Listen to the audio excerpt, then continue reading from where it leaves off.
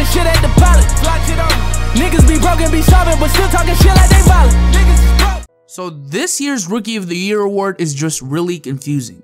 And it wouldn't be if it wasn't for one injury to Joel Embiid. And let's be honest here, the real question is if we should qualify Embiid, because if he is qualified, he simply gets the award unanimously.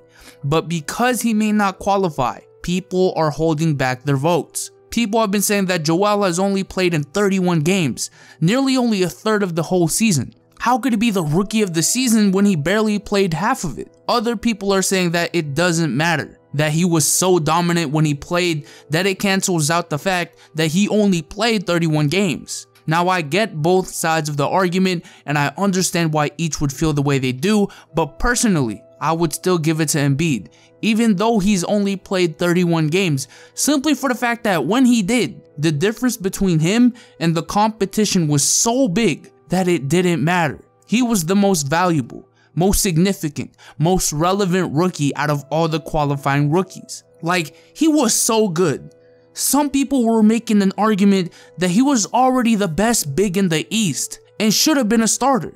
And let me tell you, it was really a valid case. Meanwhile, everyone else is averaging less than 10 points, while Embiid is averaging 20 points, 8 rebounds, and 2.5 blocks, while literally rejuvenating the franchise that is the Philadelphia 76ers. And also, the argument that Embiid can't win it because the record for the least number of games played for the award was 50 games by Patrick Ewing, and Embiid didn't pass it, is just not really a good one to me. Like, my thing is, why can't we make Embiid hold the new record? Because looking back at Patrick Ewing's rookie year, his best competition was probably Karl Malone with 15 points and 9 rebounds. Everyone else really sucked. While Malone averaged a respectable and great stats for a rookie, when you compare them to Ewing's 20 points, 9 rebounds, 2 blocks, and 1 steal a game, they just dwarf in comparison, even though Ewing only played 50 games. And the same situation goes for Embiid. But just in case they don't give him the award,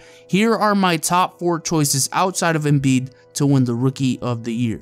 Number 4, Jalen Brown. Do you see how bad this rookie class is? Look, I love Jalen Brown, and I still think he has the potential to be a Jimmy Butler-esque player. But man, when a rookie averages 6.5 points and 3 rebounds, and he's a top 5 rookie, it is definitely a weak first year rookie class. And trust me, I was looking around the other players, it's not just my Celtics bias, but Jalen Brown cracked it. But let me stop trashing on my boy Jalen. The reason I put Jalen up here is because of, out of all the rookies, Jalen Brown is the only one that I see that is really contributing to a championship level team and is doing his role, if not exceeding it. When Bradley was out, Brown started and played at the 2, and the Celtics played some of their best basketball with him in the starting lineup, which says a lot since we're talking about a rookie contributing to a contending team, and that to me was enough to put him on the list. Number 3, Buddy Hield and Jamal Murray. Okay, so I was actually having a tough time deciding between Hield and Murray since their stats are so similar, so I just decided I'll give them a tie at the 3 spot. Both are basically averaging 9.5 points, 3 rebounds, and 2 assists in 20 minutes, which again to me wouldn't be Rookie of the Year numbers in any other year besides this year. But out of all the guys in the draft, these 2 have looked like one of the few guys who can stay in the league for a long time and contribute right away to a winning team alongside Jalen and the top 2 on this list. The reason I'm gonna give him the spot is because 1, I couldn't find anybody else, and 2, their per 36 numbers are pretty solid and impressive at basically 16 points and 4 rebounds for both of them, which again just shows that they do have promise in this league.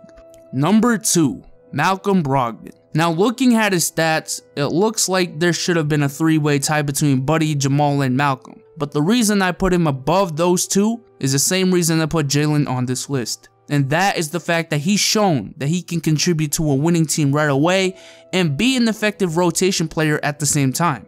You look at the other rookies, Ingram, Buddy, Jamal, they're all averaging nearly the same stats, if not worse than Brogdon. Yet Brogdon is on a team with a superstar in Giannis and are the 6th seed right now, while guys like Ingram are on a lackluster team where they have more opportunities to shine, but they aren't performing to their standards. Now you might be saying, but Brogdon gets more playing time than those guys. Well, have you ever asked why? Maybe it's because Kid already trusts Brogdon more than Jamal and Buddy and Ingram. In the long run, maybe guys like Hield could be better than Brogdon, but this year alone, and this season alone, Brogdon has a slight edge. Number 1, Daro Sarich.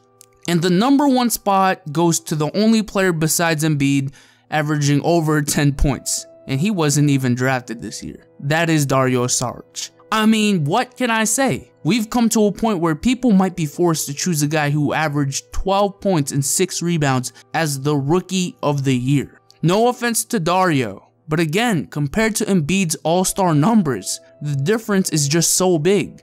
The fact that he only played 31 games should be disregarded.